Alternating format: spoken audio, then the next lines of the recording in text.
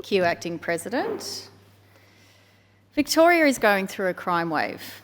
Official data indicates the highest number of criminal incidents recorded in 20 years. As of late 2025, early 2026, crime has risen to record levels with almost 22% increase in property and theft offences, including retail and car theft. Melbourne is also experiencing a surge in targeted arson attacks. Carjackings, family violence, hate crimes and home invasions remain stubbornly high and have the community scared.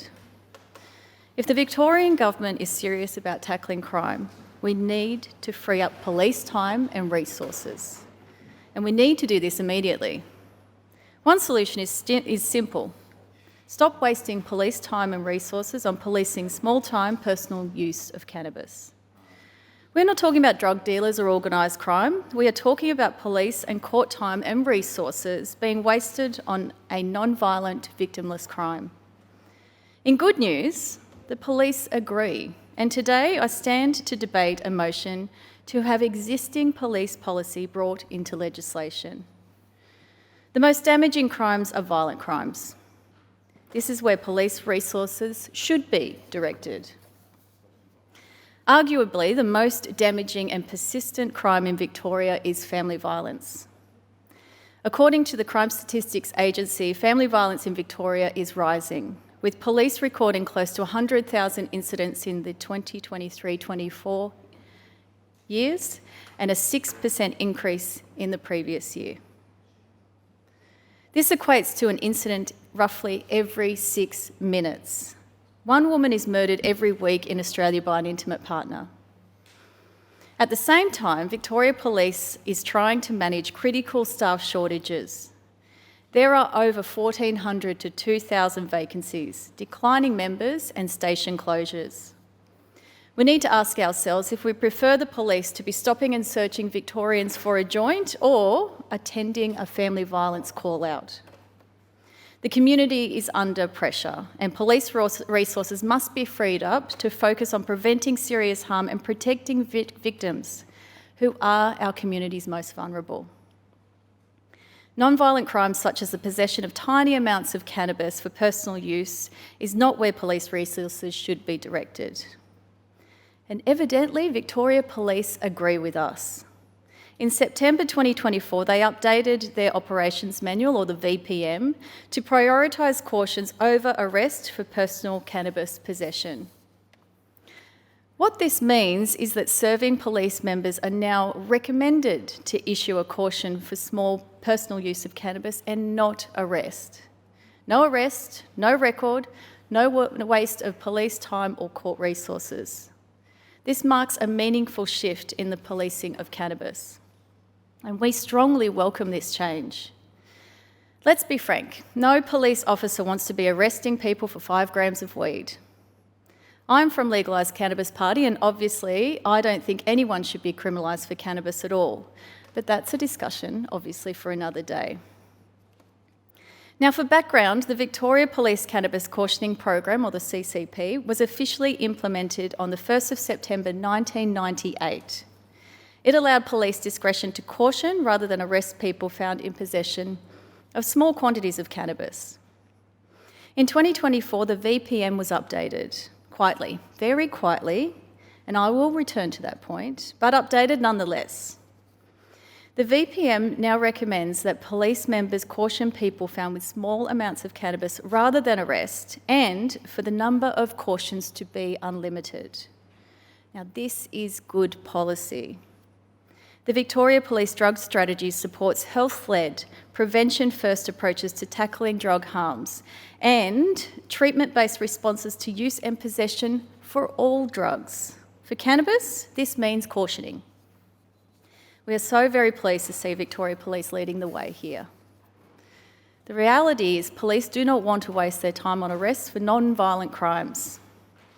Now, we spoke to Greg Denham from Harm Reduction Australia. Greg was a serving police member from 1980 to 2002, a distinguished 22 career in policing. Greg rose to the rank of Senior Sergeant with Victoria Police and was a Senior Advisor in Drug Policy between 1997 and 2002.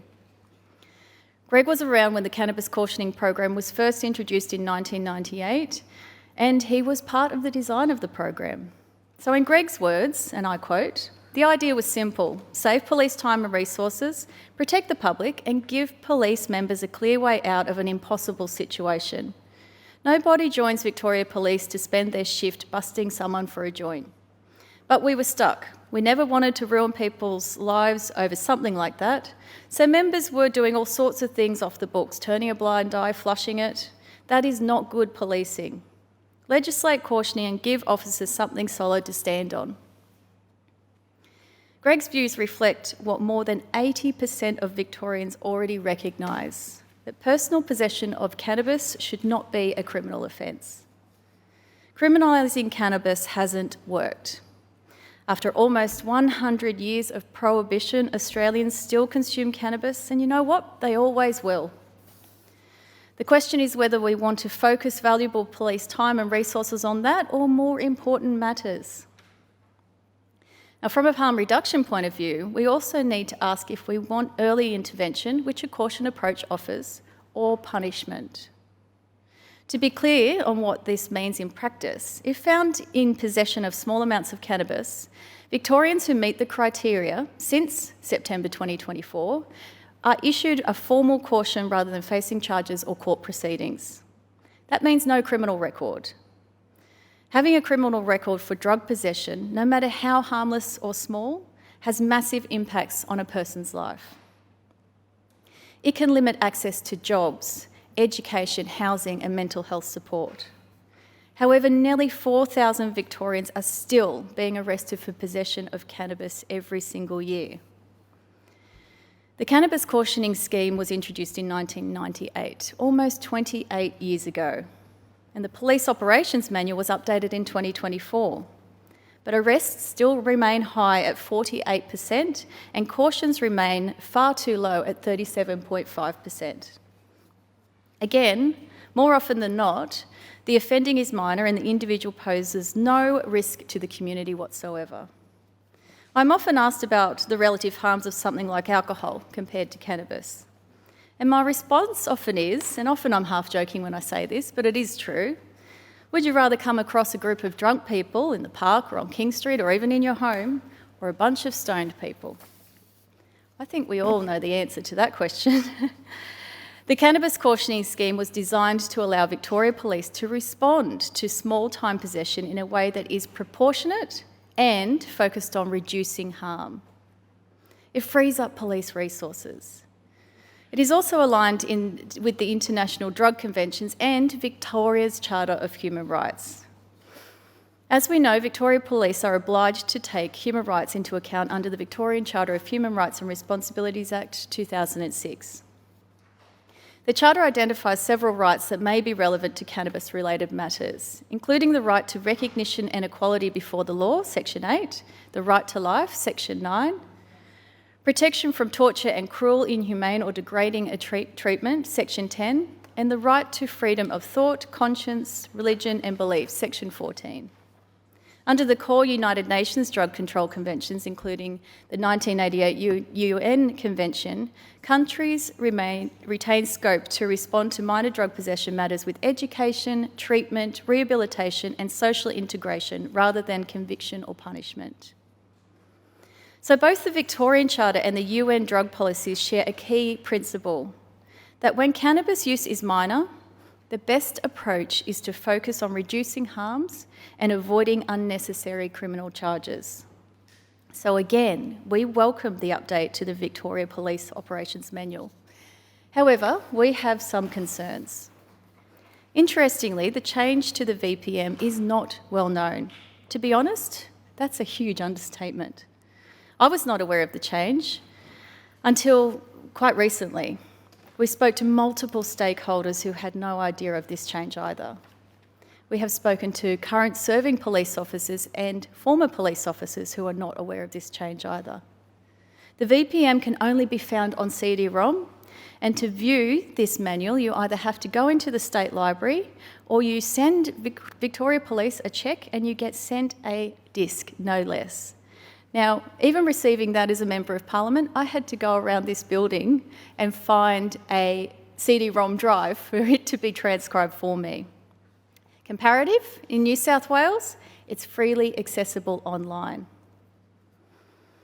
I talked recently to Professor Kate Sear, who, by any measure, is one of Australia's preeminent drug reform experts and has been for decades. Kate is a lawyer and is quite literally looking at these kinds of changes all the time.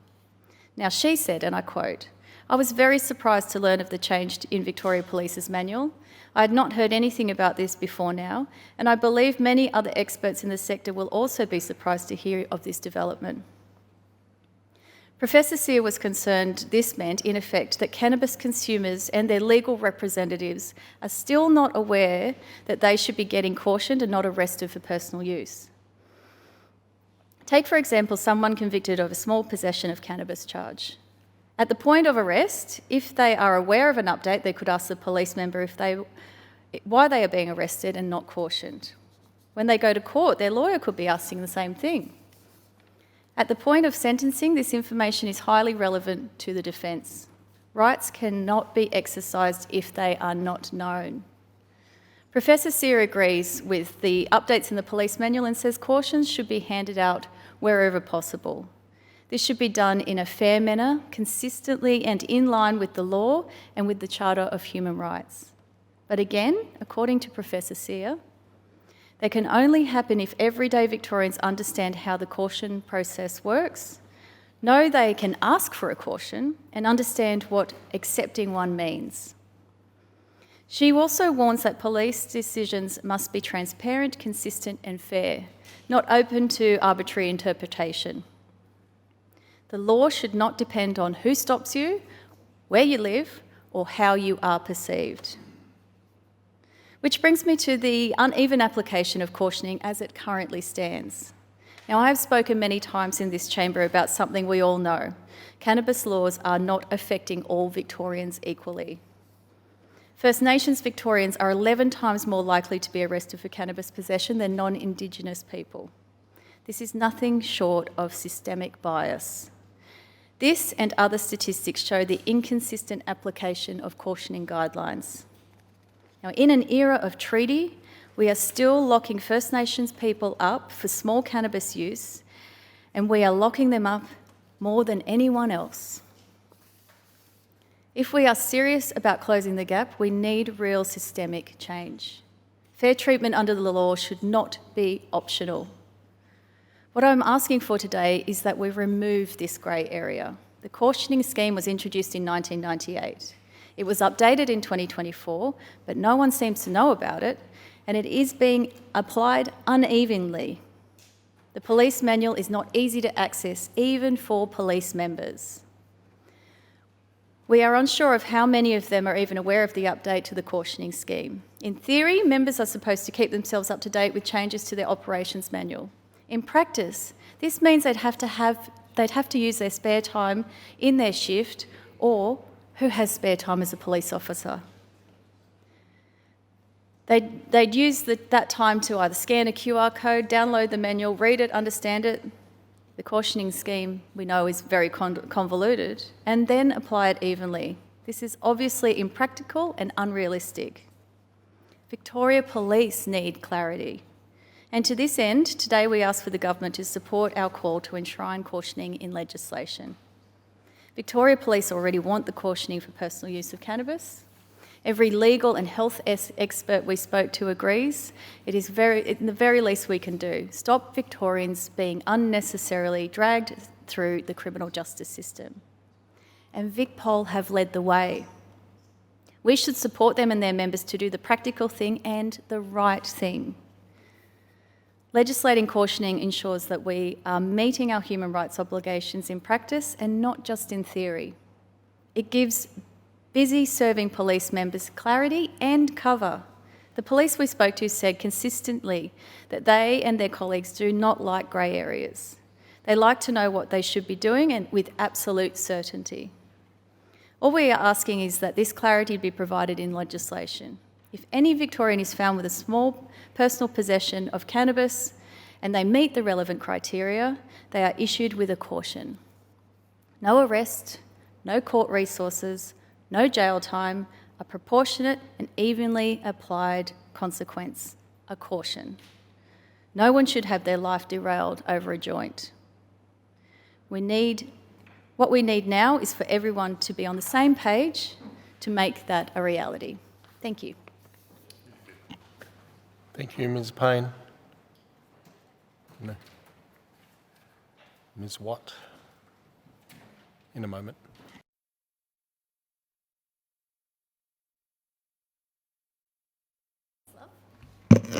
Thank you, Acting President, for the call and the opportunity to make a contribution on this motion brought before us by Ms. Payne. And the truth is that this motion addresses a highly complex area of public policy, one where our justice system, our healthcare system, and the fundamental well-being of many Victorians, in fact, intersect. It's been one that I've spent certainly some time today truly contemplating and also thinking broadly about other issues of public health, as we have a suite of public health professionals here in Parliament House today. And at the very core of our approach to this issue is a foundational principle. The government recognises that drug use is first and foremost a health issue. And as such, it's always open to considering reform that may divert people away from the justice system and improve the health outcomes for people who use drugs, especially vulnerable Victorians. We know that health-led policies towards drug use yield positive social and economic outcomes, and that law enforcement alone doesn't address the issue. There is so much that I could say in the short time that I've got, but I will recognise that the Victorian government certainly has a position and acknowledges and recognises that cannabis remains the most widely used illegal drug in Victoria, and the effects of cannabis can absolutely vary from one person to another. The government will continue to work across government, police and other agencies to prevent and reduce the harms associated with cannabis through coordinated efforts and evidence-based action. Within that framework, the Victorian Government supports diversion programs for low-level offending. We'll continue to consider options to enhance diversion pathways for people who engage in low-level drug offending, and continue to invest in our specialist alcohol and other drugs treatment program, recognising that a police caution, it's merely the first step. It's an intervention point, but for that intervention to be truly transformative, it needs to be backed by accessible, compassionate health services. We cannot simply divert people away from the justice system. We must actively divert them towards health, recovery and support. And further work is underway to consider how drug use can be better addressed as a health issue and a law enforcement issue. Currently, any person found to have a non-trafficable amount of cannabis that is not in accordance with a prescription may currently be cautioned as an alternative to laying charges in order to keep them out of the justice system and minimise the associated harm. To fully engage with this motion's call for legislative reform, it's important to outline exactly how the current program operates in detail. And so it is that the program is governed by the Victorian Police's Victorian Police Manual, the VPM, issued under the authority of the Chief Commissioner of Police pursuant to Section 60 of the Victorian Police Act 2013. It states that at-law police members have discretion as to whether enforcement action is taken against persons found committing an offence. However, members also have a duty to enforce the law, keep the peace, protect life and property, and prevent offences. Under the Cannabis Cautioning Program, police may issue cautioning notices to individuals aged 18 years or over who have been apprehended for the use or possession of small quantities of cannabis. The aim of cautioning is to divert individuals away from the criminal justice system without further action or follow-up. The VPM cautions, they set out the policy guidance and instructions to members for the operation of the Cannabis Cautioning Program. And cautions may be issued for summary offences and some indictable offences triably summarily. There you go. And there is more to this. You see, for all adult cautions, there must be sufficient evidence to charge the person with the offence. Crucially, the person must consent to the caution. Importantly, prior criminal history does not deem a person ineligible for a caution. If appropriate, a person may be cautioned for more than one eligible offence arising out of the same set of circumstances. Specifically for the cannabis cautioning program, the following also applies. You can only be used for a small quantity of dried leaf, stems, stalks and/or seeds, no plants, hash or hash oil. The cannabis must be for personal use only. The interaction between the officer and the individual is a vital point of human intervention. The investigating member must provide the person with the details of the offence committed. They must explain how they do not have consent to the caution and may choose to have the matter dealt with by the court. They must explain the caution will be recorded in police records. However, it is not disclosable as part of a criminal history check. They outline that the caution is a formal process and provides an opportunity for the person to consider and address the offending behaviour and avoid entering the criminal justice system. They are warned that after being cautioned, any further offending may result in the person appearing in court. However, they are assured that once a caution is issued, the matter is final. Perhaps most critically, from a harm reduction perspective, the investigating member may also have an informal discussion seeking the underlying reasons for an offence and to discuss inappropriate behaviour and its consequences. Once an individual consents, the police officer completes the relevant caution form, processes the drugs as property in police possession, and provides the official caution notice. The entire framework aligns with the Victorian Police Drug Strategy 2020 to 2025, which is aimed at focusing police efforts on drugs that are causing the most harm in the community. It details Victoria Police's commitment to preventing drug-related harm through diversion, referral to treatment, and early intervention to prevent offence escalation. While police use their intensive training and discretion to determine a proportionate response, they also maintain an uncompromising focus on community safety. Where a drug-related arrest is made, it is done so in the interest of both public and personal safety.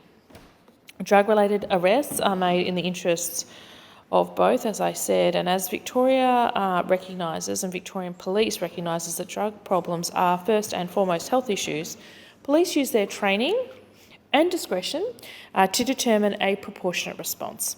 And the government recognises the importance of the independence of Victorian Police when making these decisions. Victoria Police continues to tackle the problem of drug harm through a focus on targeted investigations into serious and organised crime using strategic state, Commonwealth, national and international partnerships and disrupting drug use and supply. And this brings me really to the core request of the motion before us, which is legislative reform. Police-issued drug cautioning and diversion programs are not provided for in any legislation in Victoria. Instead, they are an offence disposition approach developed by Victoria Police at its discretion, and guidance for their operation is provided to members through VPMs. Generally, members have broad discretion in relation to what enforcement action, caution, infringement notice, prosecution, etc. is taken against a person found committing or reasonably suspected of committing an offence, and some direction is provided to members under legislation, and I think particularly to say the Bail Act or the Children's Youth and Families Act, which I know we have debated in this place some changes to. The desire to see this scheme enshrined in legislation is often driven by a desire for structural consistency to ensure that outcomes are equitable. However, we must navigate this with immense care. It's important to note that the established statutory processes under Section 10 of the Victorian Police Act 2013 prevent the government from directing Victoria Police in relation to enforcing, investigating or prosecuting individuals. This separation of powers, it really is important to note, and this ensures that Victoria Police can operate independently in undertaking its duty to enforce the law, and includes Victoria Police's discretion when it comes to cautioning individuals. The government acknowledges this reality and respects it. and as such, any decision to take away from Victoria Police's ability to exercise discretion needs to be carefully considered. As we engage with the substance of this motion, it will be essential to work with key stakeholders, including the Department of Health, Department of Justice and Community Safety and Victorian Police, to consider what legislative options may be available and appropriate to deliver the intent of the existing cannabis cautioning guidelines and minimise risk of unintended consequences. We must not inadvertently create rigid frameworks that hinder a police officer's ability to assess really a dynamic situation and act in the best interests of both the individual and the wider community. And so I'll come back to where I began, which is that this is a health issue, and I thank you for your time today, Acting President. Thank you, Ms Watt. Dr Heath. Thank you, Acting President. And I also rise to speak on Ms Payne's motion today. And it is something that I have to admit, I love talking to Ms Payne about this topic. I really enjoy the debate. We come from completely different sides of belief in this. And I really do enjoy talking to her about it. And there's been a lot about cannabis, hemp, all this sort of stuff where I have turned a little bit of a corner on. This isn't one of them. I think that human rights is an interesting space because there's a fine balance between individual liberties and then community safety. And it is an interesting one for us to balance and make sure we get right. And I'm going to raise some of those things that this is Parliament, you have to remember. So it is about debate, it is about differing ideas, and it is my responsibility to bring up the areas I do not agree with this in. One of the issues that I have when it comes to cannabis use, and I learnt this during the cannabis inquiry, unlike alcohol and other drugs, there isn't a measure to use when it comes to impairment.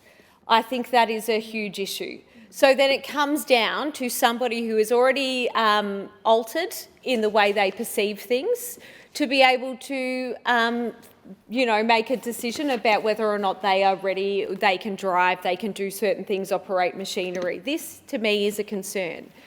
I think that there needs to be a way to measure impairments because, of course, an individual, well, I shouldn't say of course because even that's debatable, but maybe I gave away a bit of my own bias there.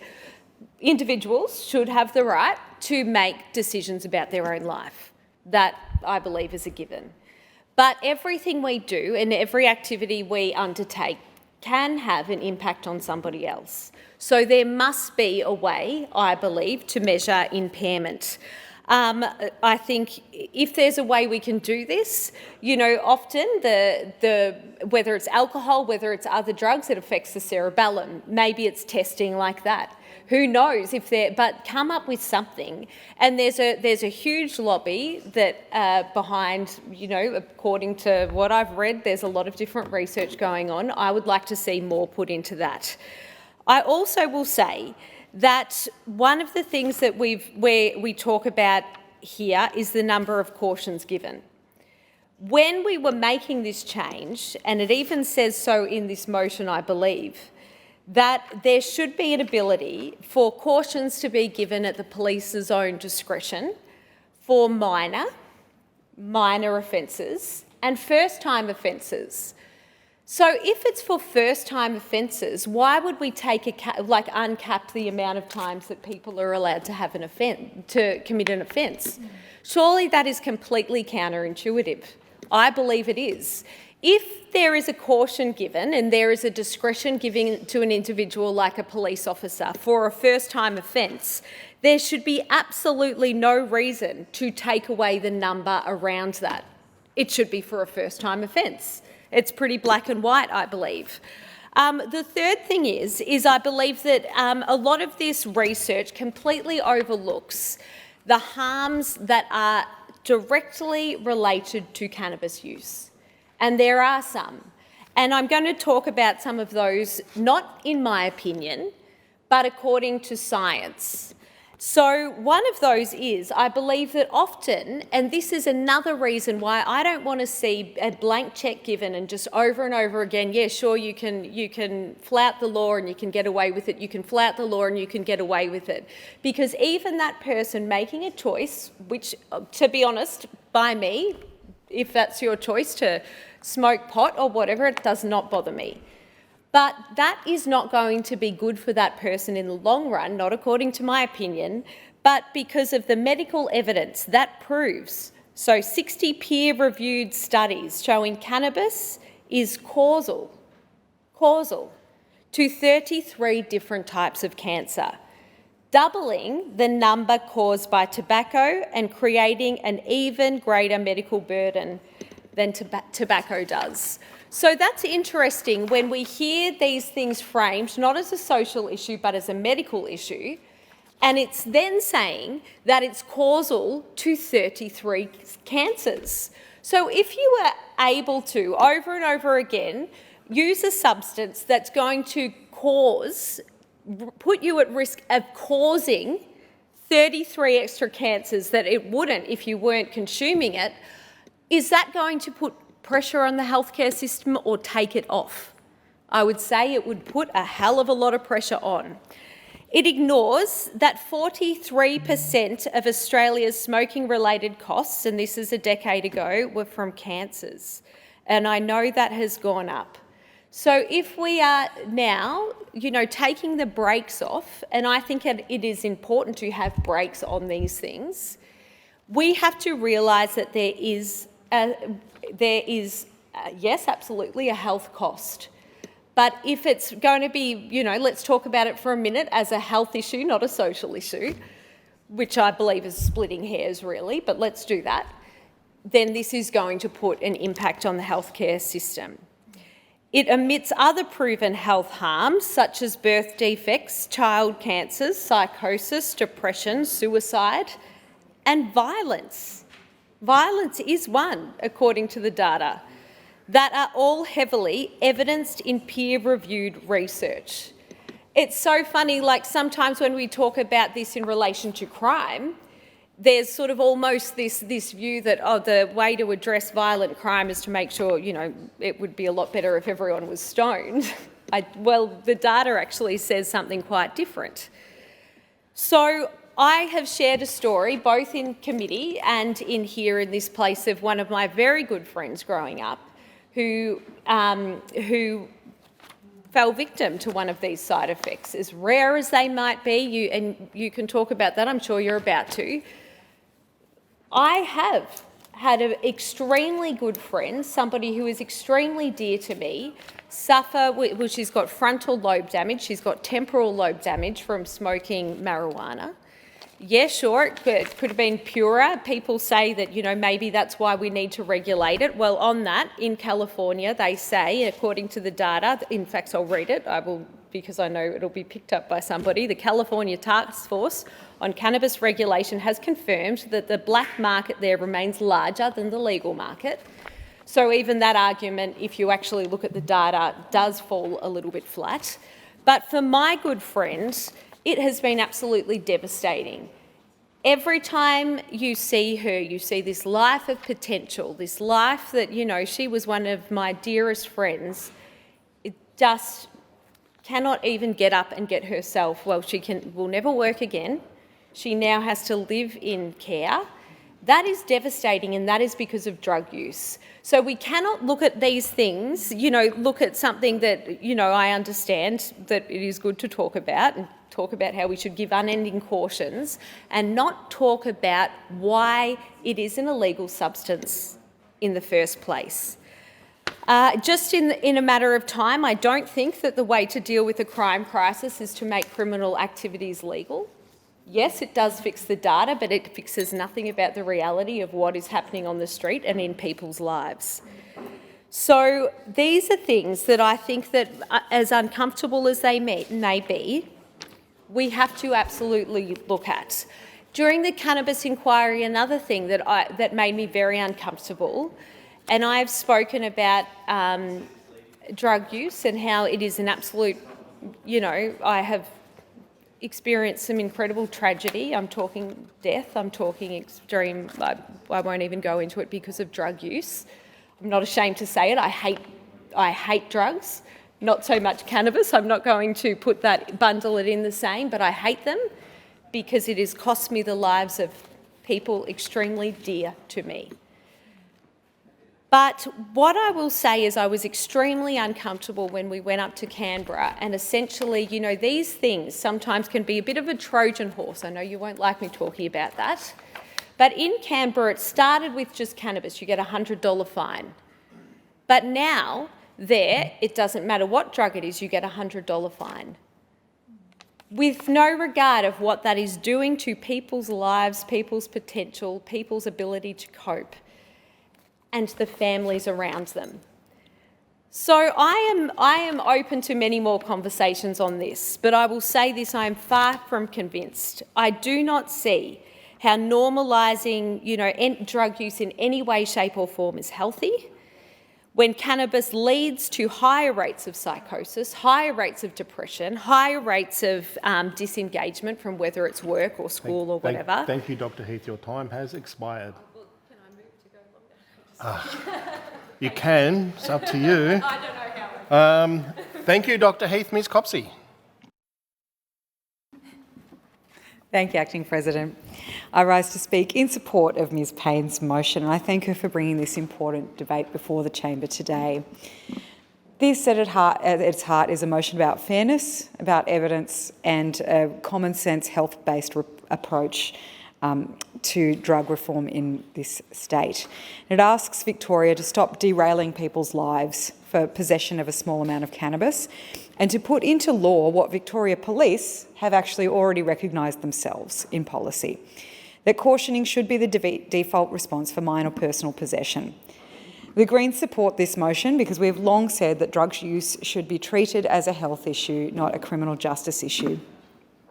Our policy platform on reducing alcohol, tobacco and other drug harm is crystal clear. Harm minimisation is often the most appropriate way to reduce the adverse health, social and economic consequences of drug use. Cannabis has been prohibited in Australia for almost a century. The prohibition has not stopped people from using cannabis, in fact, the opposite. What it has done is expose people to criminal charges, police contact, court processes and long-term consequences for conduct that should not actually be criminal in the first place. The material circulated by Ms Payne makes the problem very clear.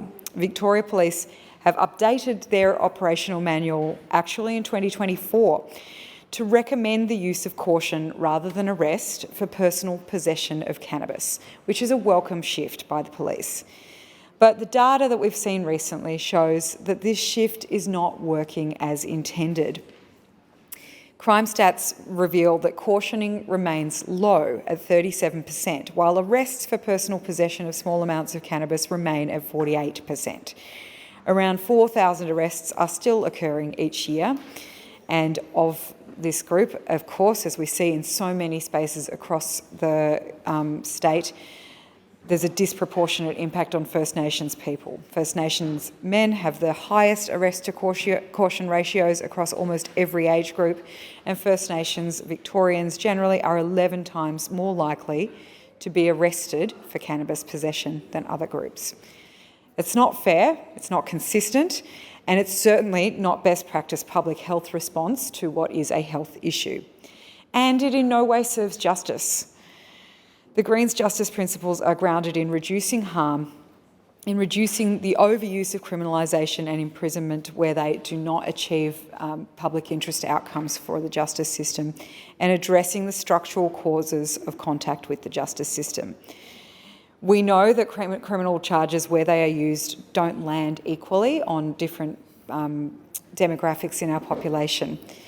And criminal charges aren't neutral here. They can make it harder to get work, harder to keep housing, harder to comply with existing corrections conditions, and harder to break cycles of disadvantage and addiction, which is really pertinent to issues that people may come into contact with if they're arrested on minor possession charges. The Fitzroy Legal Service has described exactly those kinds of impacts, including that possession charges arising where possession charges have arisen from family violence and welfare call-outs, and of cannabis being used as an aggravating factor in sentencing. So we know police discretion, as it's used in this state, can be applied unevenly and can be applied unfairly. We've seen that from the stats.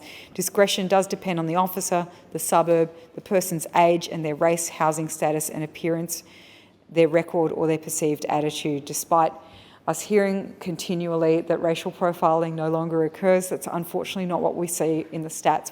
We know that it is still occurring in practice and needs further action to stamp it out. So once again, here we see a good policy when it's hidden in the police manual, and by all available evidence, not actually being used and implemented and having the reduced outcomes of arrests on the street. It's not giving effect to a legal protection and to a shift in practice that Victoria Police, based on its own policy change, clearly wants to effect. So it's not providing legal protection in practice, and in this case, as Ms Payne has pointed out, the policy here, the Victorian Police Manual, is barely public. The briefing notes that we've seen have noted that many legal and health stakeholders are actually still unaware of this 2024 operational manual change, and that the Victoria Police Manual is very difficult for ordinary people and their legal representatives, and in fact even for members of Parliament, I'll note, to access. It's only available on a CD-ROM, and you need to send a cheque to Victoria Police, which is pretty extraordinary in 2026.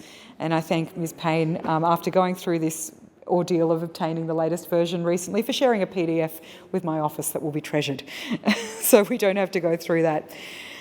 So this is a good policy change that Victoria Police have made internally. However, it needs further support and effect to be recognised and acted on in practice.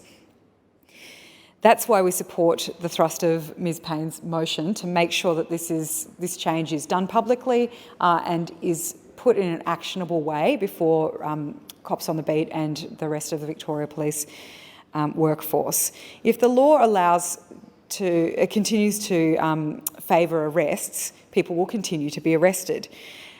If the government agrees with Victoria Police that cautioning should be the default, then it should make that clear in legislation. This is also consistent with a broader harm reduction approach, which the Greens have called for. The Greens have called for legalisation of personal drug use, legal regulation of cannabis, pill testing, and of expanded treatment and rehabilitation, and policies that direct people to health services and addiction support rather than punishment, which can exacerbate disadvantage and inhibit recovery. My Greens colleague, Ave Puglielli, has put it plainly in his standing petition. Victoria needs to get smarter on drugs, and people who use drugs should be directed to health services for help, not prison for harm. So this motion doesn't, though we've heard some wide-ranging comments from MPs in the debate today, this motion doesn't ask the Parliament to solve every issue in drug law reform today. It does ask us to take one practical evidence-based step to realise Victoria Police's own internal policy intent and to make cautioning real, consistent and enforceable. No one's life should be derailed over a joint. I thank Ms Payne for bringing this motion to the House, and the Greens are pleased to support it. Thank you. Mr Batchelor. Thank you, Acting President. Very pleased to rise to speak on Ms Payne's motion today regarding the changes that have been made to the Victorian Police Operating Manual in relation to guidance on adult cannabis cautioning and the recitation of a range of crime statistics and a request and a call for the government to investigate options for legislative reform to the cannabis cautioning scheme. I think it demonstrates the sort of genesis, in listening to her contribution, the genesis of the motion here today and the diligent work that our colleagues in Legalise Cannabis have undertaken in the last couple of years, demonstrates the steadfast tenacity, I suspect, is probably the best way to describe it, with which they have pursued these issues, and certainly having spent many hours in a range of inquiries dealing with some of these matters, can demonstrate the steadfast commitment that they, Ms Payne and Mr Ettershank, have to this issue. I think what we see before us today is obviously a ventilation of a pretty sensible sections of the Victoria Police Operating Manual in relation to the guidance the Chief Commissioner is setting out to sworn officers here in the state of Victoria about their approach to the issuing of cautions with respect to those who would otherwise have been liable for an offence. Excuse me. I think it is important that in the context of debate here, and I know that members in this contribution have walked this important line, but I think more broadly, it is important to say that the Police Act is very clear that operational decisions about policing in the state of Victoria should be made by the Chief Commissioner, and that it's not appropriate for government or for ministers to be issuing directions to the Chief Commissioner about how police do their job. That's not what this motion calls for, and I think the motion is very, very clear in calling for a legislative framework, and that is entirely appropriate. That is the way that these matters should be dealt with. But I think more broadly, out in the broader community, if others are engaging in commentary on this, I think it's an important line to hold, because I don't want to be in a state where politicians direct police how to do their jobs. The law should direct police, and the law should create the framework that police enforce. But I think the protections in the Police Act serve us all very well in a democracy. The role that cautioning plays in policing is an important one, because, and it's not just in the context of cannabis-related offences, that the discretions that exist, or the guidance that exists in the Police Operating Manual from the Chief Commissioner to sworn officers in the state is an important part of how policing is undertaken in the state of Victoria. It's not a new function, it's not a new element of the way that the police do their job, and it applies in a range of settings. So I think it is an important feature of the way that policing is undertaken in the state, and that it is undertaken thoughtfully and in accordance with established processes and procedures, I think is critical. More broadly, we've obviously, Ms Watt in her contribution did articulate a very clear position on behalf of the government, that we do understand the way that, we do understand that harm reduction, particularly with respect to cannabis, is a very important part of the government's policy framework, that particularly for personal use, personal possession, that whatever we can do for individuals to prevent drug-related harm through the use of diversionary processes, referral to treatment, early intervention, everything that we can do as a government to support or to prevent offence escalation for those involved in involved in personal drug use and possession is an important part of the government's policy framework. And certainly the way that Victoria Police undertakes their approach to the tackling of drug harm is on targeted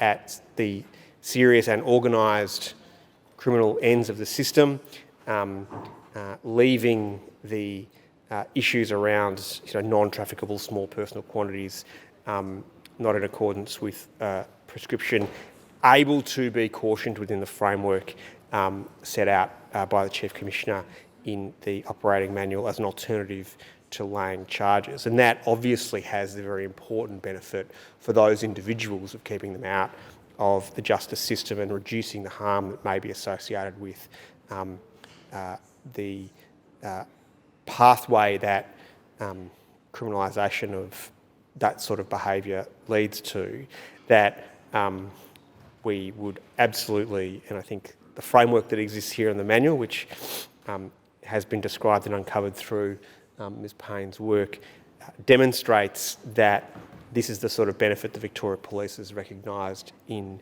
this approach.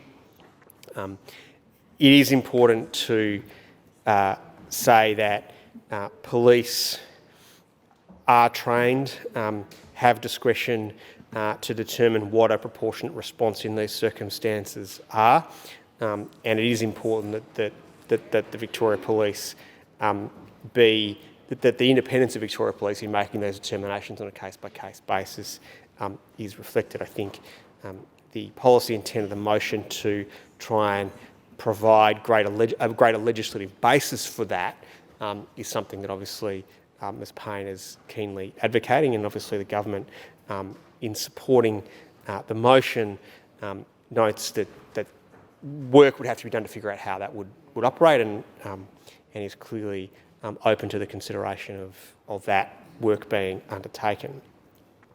I think the other broader question that we have, there's obviously the debate has strayed a little bit from, I think, where the intent of this is to look at how individuals who may be caught with small amounts of cannabis receiving cautions in accordance with the framework is then sort of merged a little bit into the role that charging for cannabis-related offences occurs within the context of a range of other charges that have been brought against individuals. And I think in some of the other contributions so far in the debate, that may have blurred a little. I think that it is quite clear that what the intent in general terms of cautioning arrangements are designed to do is to ensure that individuals are warned and cautioned and diverted from engagement with the criminal justice system. I think that is distinct and separate to the question of people who are being charged with a series of other crimes having a cannabis-related crime added to their charge sheet. And I don't think it's helpful in the context of the debate to blur those two issues, because I think they are fundamentally different and distinct. We do know that people in Victoria use cannabis. There's a reality to that. And we know that the effects of that use can vary considerably from one individual to the other. That's why the range of supports, the range of treatment, the range of other sorts of programs that we need as a state, consistent with a harm minimisation framework, is important. It's why that organisations like Victoria Police, in their role in our criminal justice system, have taken the time to develop processes and procedures as outlined in the operating manual to recognise that framework and to understand that there are circumstances where it is appropriate for individuals to be treated with a caution rather than a charge, and that is a matter that police should be making on a case-by-case and independent basis. Thank you. Mr Ettershank. Thank you, Acting President. Our motion does nothing more today than to ask the government to formalise in legislation what has been an established police procedure, but one that is not being applied evenly, and one that very few people outside of a few Victoria police officers even seem to know about. The cannabis cautioning program has been around since 1998, And since 24, as Ms Payne explained, the Victoria Police Operations Manual has recommended the use of unlimited cautions for personal cannabis possession over and above and in lieu of arrests. This is very good news. After seeing a disappointing lack of reform in the cannabis space, this represents real progress. We have spoken many times about the wasted police and court resources that goes into prosecuting cannabis possession charges, and just as many times on the disastrous life-changing consequences imposed on people who have been busted for a small amount of weed. So this change of procedure is very welcome. Unfortunately, as my colleague Ms Payne noted, the new policy has not translated into more cautions being issued or fewer arrests being made. So we're still averaging around 4,000 people a year being arrested simply for having a small amount of cannabis on their person. At a time when Victoria Police is facing chronic staff shortages, and there are currently, I think, somewhere around 1,500 vacant positions for sworn officers that need to be filled, and we are seeing a rise in violent crime, do we really want our police wasted on taking down kids smoking a joint? The police certainly don't want to. They know it is a waste of time, and they are more aware than anyone in this chamber of how a single brush with the criminal justice system can cascade disastrously and destroy lives. The legislative change we are seeking is modest, necessary, and is already part of the police procedure. So why don't we just do it? If anyone is unconvinced that this would not be welcomed by police, they should look at the ACT. In Canberra, of course, decriminalisation of possession of small amounts of cannabis occurred in 2020. And 6 years later, it is still working just fine. And this is a big step forward from simply cautioning. The Chief Commissioner of the Federal Police in the ACT told the parliamentary inquiry into personal use when we visited there that while police initially had many concerns about the drug changes, none of them had come to fruition. None of them had come to fruition, other than that police arrests are down by 94%. It is worth noting in that context, and a Health Department review of the legislation after its first 5 years of operation, that usage among young people had actually decreased, and there had been no increase in hospital admissions or any social or health indicators that could be identified. Now, I'd like to address some of the contributions from my colleagues have made in this debate, but before I do, I just want to talk about the recent 420 event. We held that in Sunshine, and I'd like to compare that to previous events in Flagstaff Gardens, a tale of two 420s, if you will. 420 is an annual protest and a celebration of cannabis. It's a protest against prohibition. And so people turn up, have a bit of a picnic, light up a spliff at 420 and then go home. It's all very pleasant and very chilled, or at least it was. The 420 events held in Flagstaff Gardens in the last couple of years were marked by an intimidating and excessive police presence.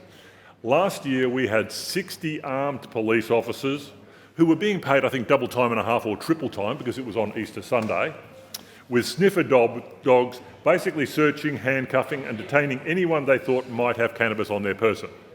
It was such an unconscionable waste of resources and did nothing more than harass and traumatise otherwise law-abiding people and foster resentment and mistrust of the police. And that was not lost on the police concerned. Now compare that with the event held at a park in Sunshine 4 weeks ago. There were half a dozen police officers, but they kept their distance and were both exceptionally professional and unfailingly polite. There were people consuming cannabis responsibly, listening to music, drinking tea and eating cakes, and that was because it was called, after all, the high tea. It was extremely pleasant and everyone had a lovely time. Why can't that be the norm? I want to return to the motion first, but before I do that, I would just like to pick up the comments from Dr. Heath. Because we've both been through the personal use bill inquiry and I think the workplace drug testing inquiry. So we've heard a lot of witness evidence. And I want to say first and foremost that I mean absolutely no disrespect, nor do I belittle your experiences, life experiences with friends and such like who've been affected by, as you said, drugs. I think probably in a more generic sense. There are thousands and thousands of peer-reviewed studies. And it is very easy to pick a selective group of those and say, it's terrible. It's what we call, well, it's basically the DACA or the Drug-Free Australia approach to research. Mainly they footnote themselves or these ancient studies. It's also known as the Reader's Digest Devil's Lettuce approach to medical research. We have been through these inquiries, we have heard so much evidence. And it is quite clear that cannabis consumption has not fundamentally changed in consumption quantities over decades. It is quite clear that there are no major medical indicators coming from places where it's been fully commercialised. You know, that is the reality. But I think most importantly, this discussion was very well clarified by Mr. Batchelor in his contribution.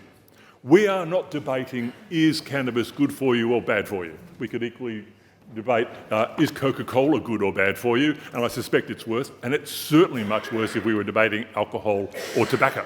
You know, it is a fraction of the harms.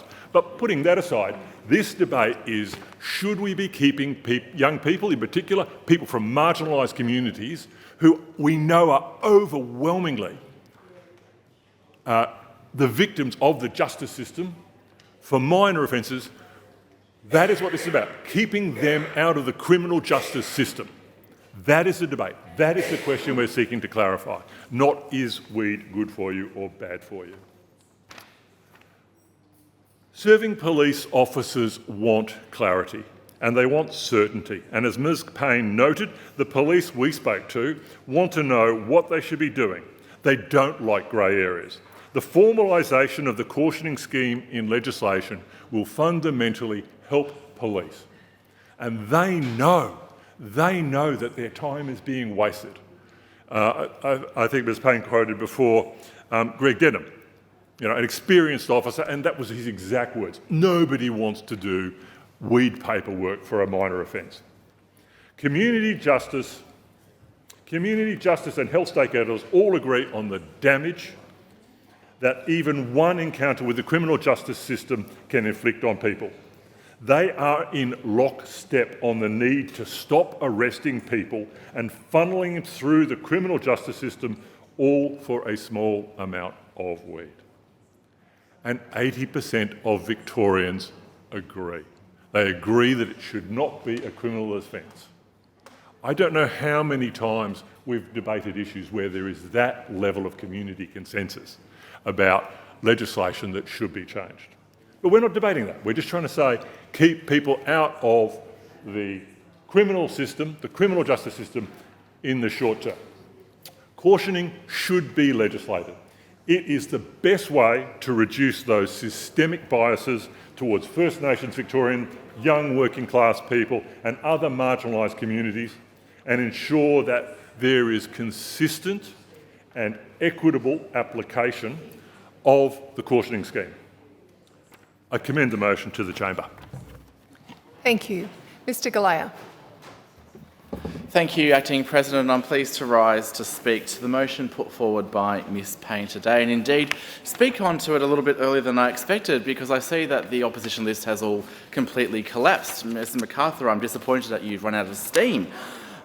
She's not engaging with me at the moment, but I'm sure she will be in the next motion slot. But only one speaker from the coalition, that's okay. But good of you to turn up anyway. I do appreciate the opportunity to speak on this motion by my region colleague, Ms Payne, and thank her for raising what has been quite an interesting discussion.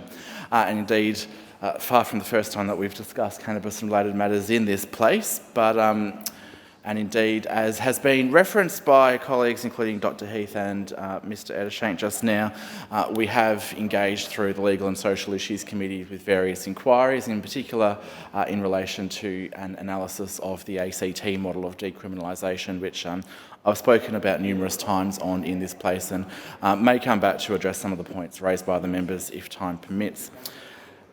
What we effectively have here, of course, is a rather good situation in a lot of ways, as Ms Payne referred to in her opening remarks. That is that Victoria Police is actually already taking the proactive step, and with the VPM undertaking the caution approach, which seems to be inherently and eminently sensible.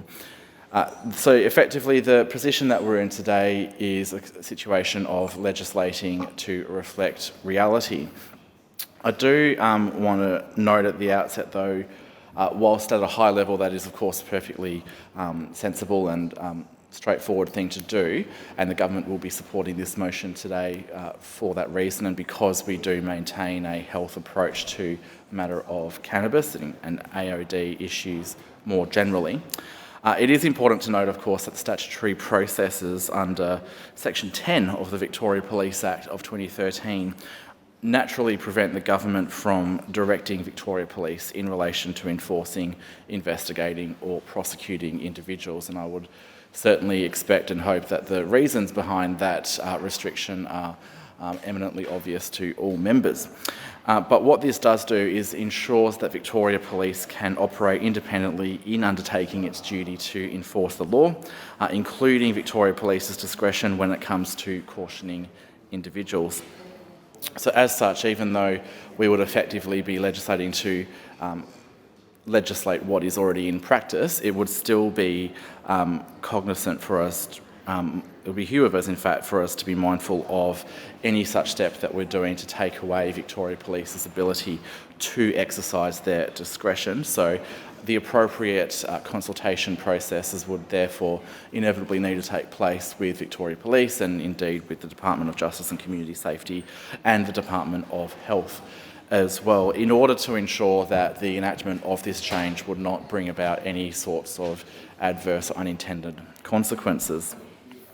So the mechanism by which and indeed like many other members, this is something that's recently come to my attention as well, these updates to the Victoria Police Manual, the VPM.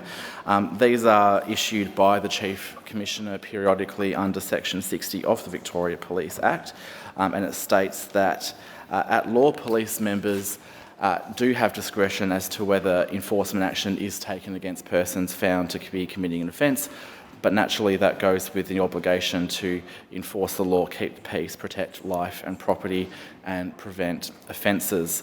So under the cannabis cautioning program, police may currently issue caution notices to individuals aged 18 years or over who have been apprehended for the use or possession of small quantities of cannabis. The aim, of course, is to divert individuals away from the criminal justice system without further action or follow-up. The VPM's caution sets out the policy, guidance and instructions to members for the operation of the cannabis cautioning program. So they can, of course, be used for summary offences. They can also be used for some indictable offences, which are triable summarily. So for all adult cautions, which additionally includes cautions for shop steal, drug diversion, excluding cannabis and other adult cautions.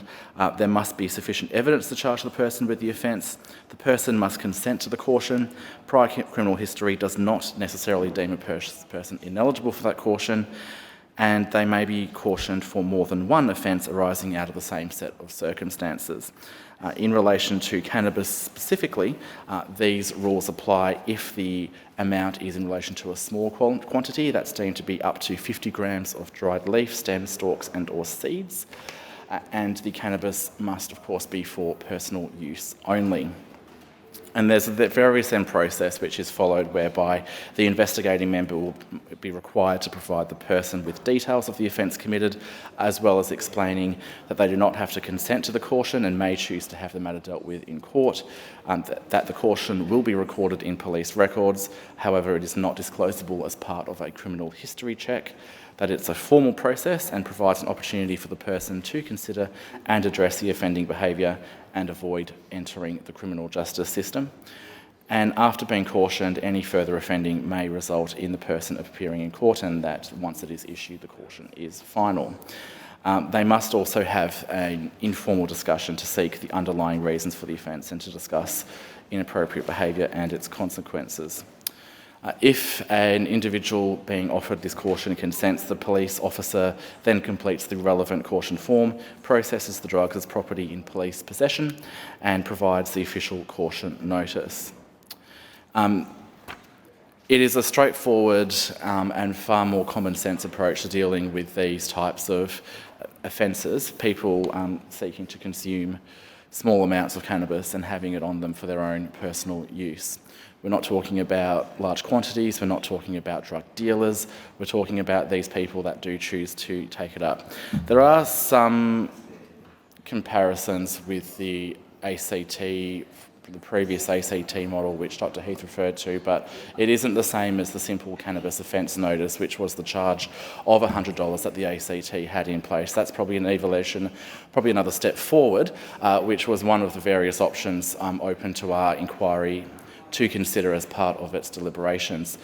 Indeed, whilst there is still further analysis being done by the government on the way in which we progress reforms in this space going forward, whether that may be an option that would actually be a step up and that would have no relation to the decriminalisation of any other types of substances.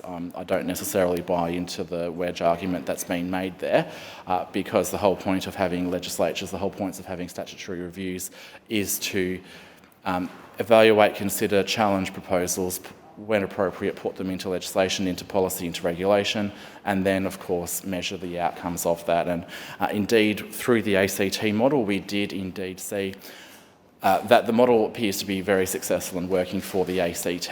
Now, it is a unique jurisdiction in many ways, of course, the ACT, but it is in this case particularly unique, given its history as having a different legal framework in the lead up to their decriminalisation with those simple cannabis offence notices. And whilst I've spoken frequently in this chamber in support of what the ACT has done, the number one question that I would like to see answered, that's not putting it on any one person, but the question I'd like to see answered is, how do we best replicate those results in Victoria? Because I think if we did have that surety that we would have the same results in Victoria, it would be a very straightforward thing for us to be considering to legislate at some point. But factoring in the various different circumstances, that's where that further work needs to be done. In the time I have left, Acting President, I'd also like to reflect on the comments about health impacts. Now, I'm not certainly an expert, and as someone who's not particularly personally au fait with these types of drugs, I'm probably not the best placed person to ask, but as someone who's been on quite a journey with this debate, indeed with having a family member who is no longer with us, in large part because of difficulties with drugs, including started with cannabis, it's something that I've reflected on, and my personal views have been challenged, because the more I engage with the subject, the more I see about it, the more convinced I am that having these discussions out in the open, having the healthcare framework on it and not a overly legalistic and overly punitive one, is the best way in which we can support people and indeed divert people off bad pathways.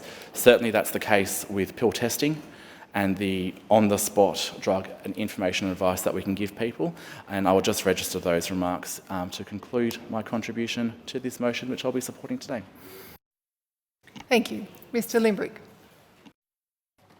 Thank you, Acting President. And I'll say from the outset that the Libertarian Party will be supporting this motion from Ms Payne regarding the cautioning system for cannabis possession. I do so with some hesitation, though. I don't like the cautioning system at all, and I doubt Ms Payne does much either. It's nothing more than lipstick on the pig of prohibition, in my view. And I think it's time to call out the bulldust that we hear from the major parties in here on this topic. Every time I hear cannabis debated in this place, it makes me more angry. Now, firstly, I'll start with the government. The government claims that they treat drug use as a health issue. Well, you don't give a caution from a police officer for someone who eats too many hamburgers, right? You give them a caution because they're committing a crime, right? They're committing a crime. Now, either they're committing a crime that you think is bad enough that they should be removed from society, or they're not really committing a crime that's bad enough and you don't really think that they're hurting anyone and you give them a caution. And that's what's happening. You're not treating it as a health problem at all. And the government claims to care about making an impact on organised crime. Well, you know what would make an impact on organised crime? Taking away $1 billion market from them. That's what would make an impact on organised crime. It seems that every action that the government takes makes it easier for organised crime in Victoria, makes it more palatable for organised crime in Victoria. But on the opposition side, I heard Dr. Heath talk about, we've got to remember why we prohibited cannabis in the first place. Well, let me tell you why Australia prohibited cannabis in the first place. We did it in 1925 because we got pressured under stupid international agreement, the Geneva Convention on Opium and Other Drugs, even though recreational cannabis use... Excuse me, sorry, point of order. Dr. Heath. I think Mr Limbrick is misleading the House. I would have no clue of why we did criminalise it, and I never spoke about that.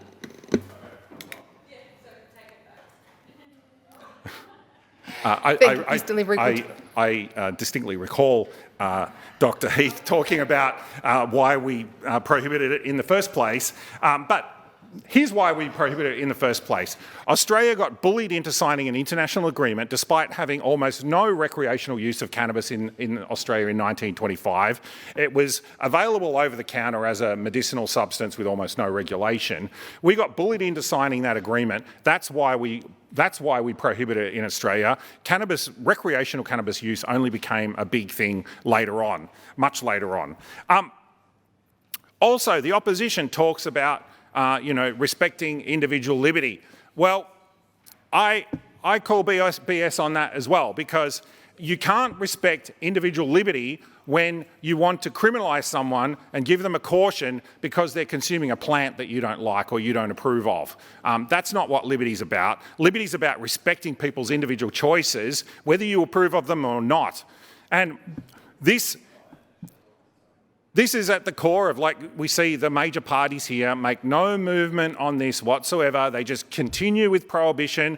The police know it's a joke. The police don't want to give out cautions and arrest people for possession of cannabis. They know that they've got far more important things to do, like arresting people for arson attacks or for home invasions or all these other things, but instead they get stuck giving cautions out to people for consuming flowers that the government has said that they're not allowed to have. I mean, it's the most ridiculous use of police resources that you could think of, and yet we continue to do it, and we still complain. The opposition still complains about, we've got lack of police resources. Well, why don't we get them to stop doing silly things like policing possession of cannabis? Because, like, it's just a total waste of time. Total waste of time. And we always end up talking about the health effects.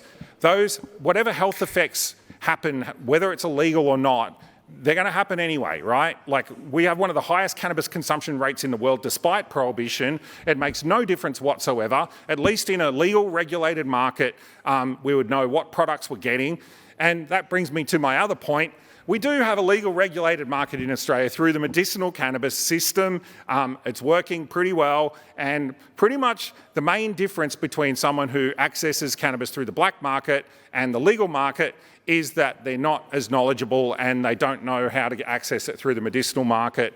It's a bit of a joke, really. There was another reference to California and how California legalisation didn't destroy organised crime trade in that state. That is actually very true. And we should be able to understand exactly why, if we look at the newspapers in Victoria every morning, we know exactly what happened, exactly why we get black markets involved in otherwise legal products like tobacco and alcohol. It's because of excessive taxes, and that's exactly what California screwed up. They screwed it up through excessive taxes, excessive regulation. It was still profitable for organised crime to be involved in the drug market there, and they continued to do so exactly the same way as organised crime is involved in the tobacco and alcohol market in Victoria. Despite these being legal products, it is very lucrative for organised crime to get involved, the same way as organised crime is involved in the cannabis market in California. The lesson for us all is very clear. If we want to undermine organised crime, and if we want to maximise the use, the useful use of police resources, the thing to do is have a legal, regulated market for cannabis, which is what we should have had all along. I don't like the ACT model either. The ACT model does nothing to address the supply side, which is organised crime. In fact, it makes it easier for organised crime. I don't like the ACT model, despite it being a very slight improvement for consumers at least. It doesn't address the organised crime model, which, if anyone's been paying attention, organised crime is out of control in this state, and we need to do everything we can to attack organised crime. And the way to attack organised crime is to undermine their markets, which the government has the ability to do, and they choose not to. Thank you. Ms. Ermacora. Thank you very much, Acting President. Pleased to speak on this motion. Certainly from my perspective, harm minimisation is where the evidence points us, and any opportunity for the police force to participate in harm minimisation by choosing to use a caution in the context of cannabis is a good idea from my perspective. And to provide a legislative framework that allows for a more consistent approach is also a constructive approach.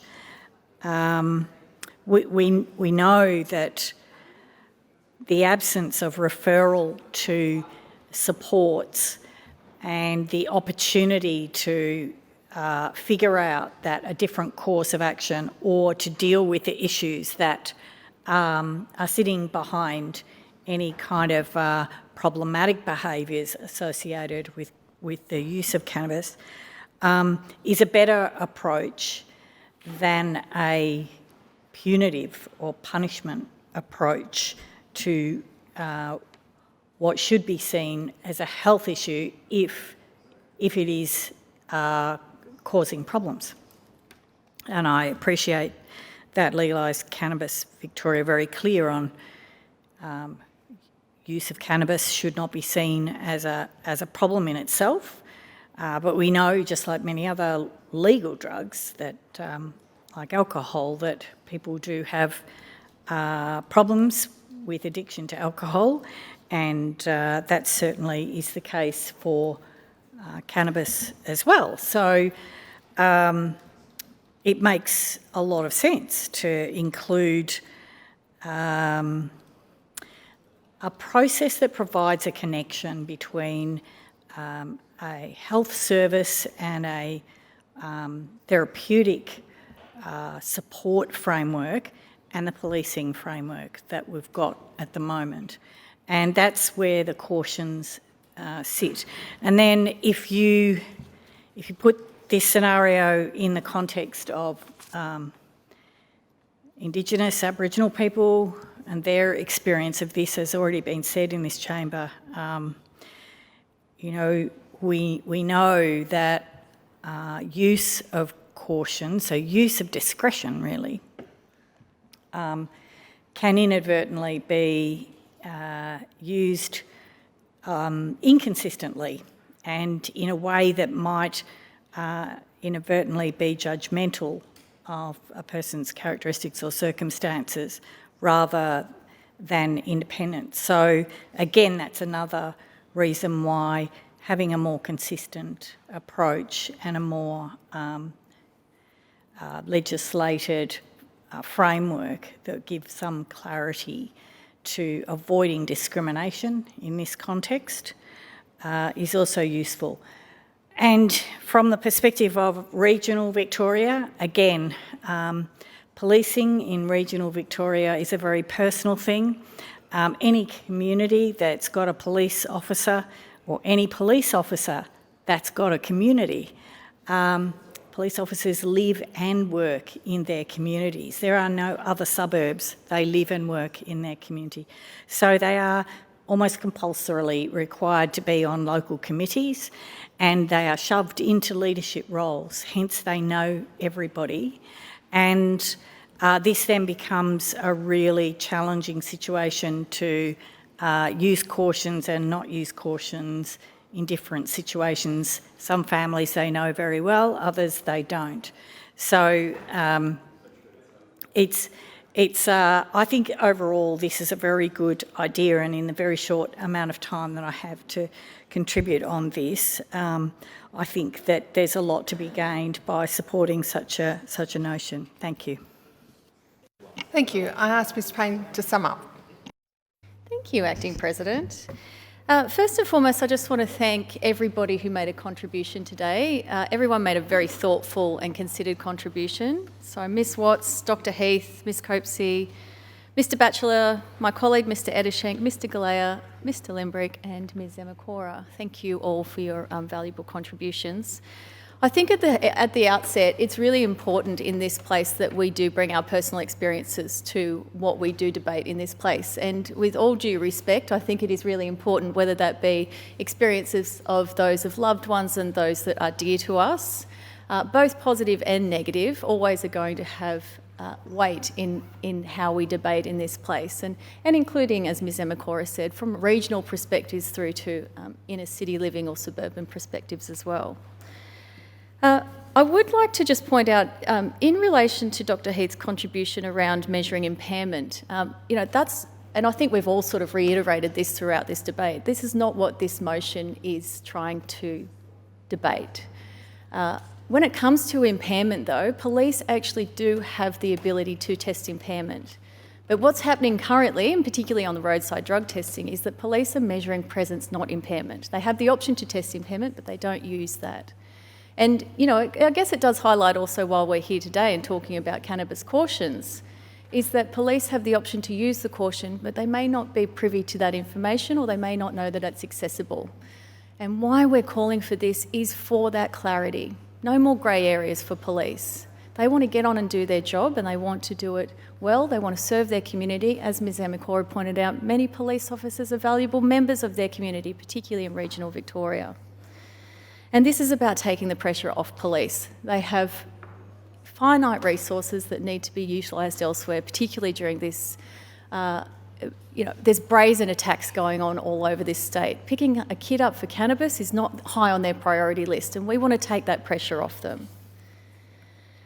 Mr Batchelor, I thank you for your comments in relation to where the law should direct police. And I think we're all in agreement here that legislating policy, good policy that police are already using, is a step in the right direction to providing that clarity, providing that guidance and removing that grey area.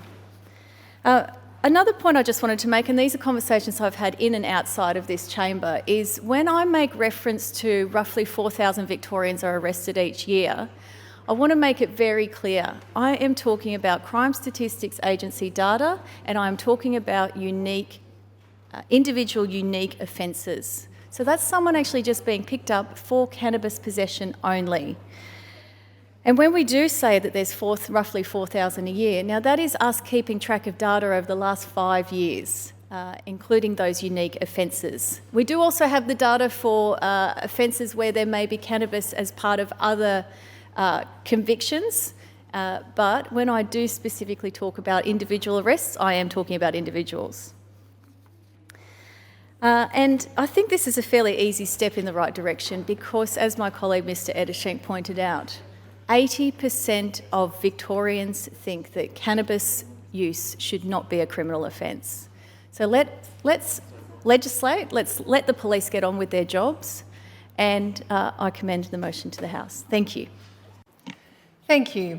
The time allocated for this debate under Sessional Order 3 has expired. The question is that the motion be agreed to. Those of that opinion say aye. Those against, no. I think the ayes have it.